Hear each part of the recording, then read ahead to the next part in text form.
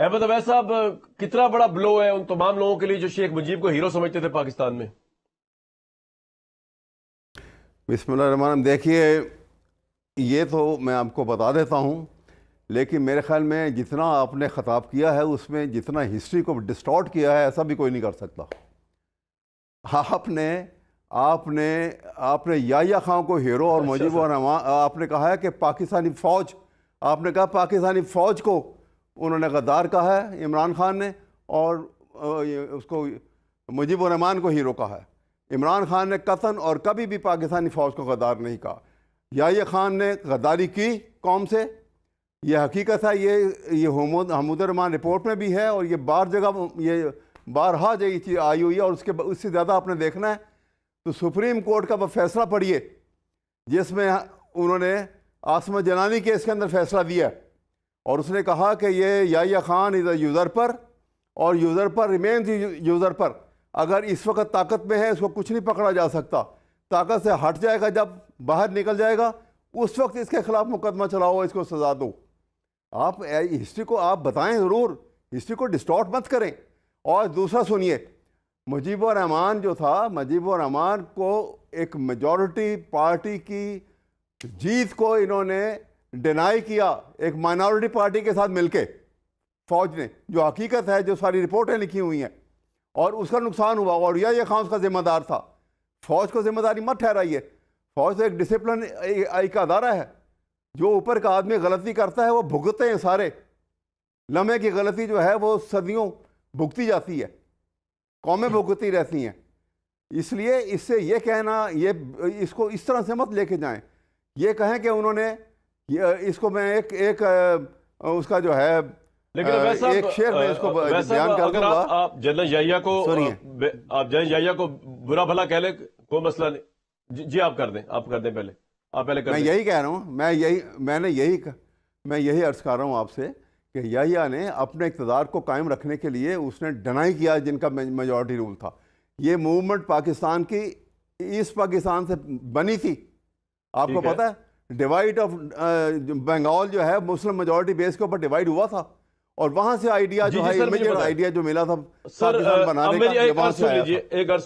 ایک بات سن لیں، میں صرف آپ کو یہ بتانا چاہتا ہوں،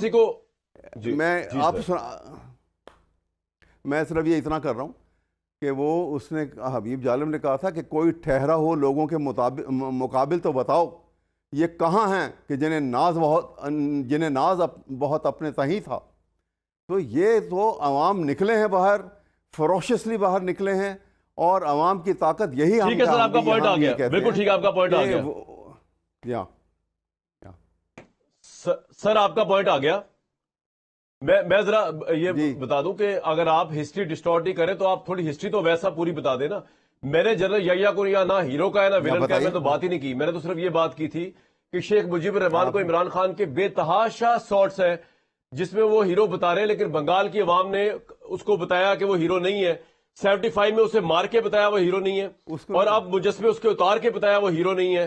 میں ایک بات تو میں نے یہ کی، میں نے کسی کو ہیرو یہاں نہیں بتایا، میں تو بتایا مجیب الرحمان ہیرو نہیں ہے، عمران صاحب کا ہیرو ہو سکتا ہے، بنگالی عوام کا ہیرو نہیں ہے۔ جس ریولوشن کی آپ تعریف کر رہے ہیں وہ عوام اس کو ہیرو نہیں سمجھ۔ سر میری عرض سن لیں، اس کے بعد میں آتا ہوں۔ دوسری بات جو آپ کہہ رہے ہیں، آپ ہسٹری، اگر میں آپ کہہ رہے ہیں ڈسٹارٹ کر رہا ہوں تو آپ ہسٹری پوری تو بتائیں نا۔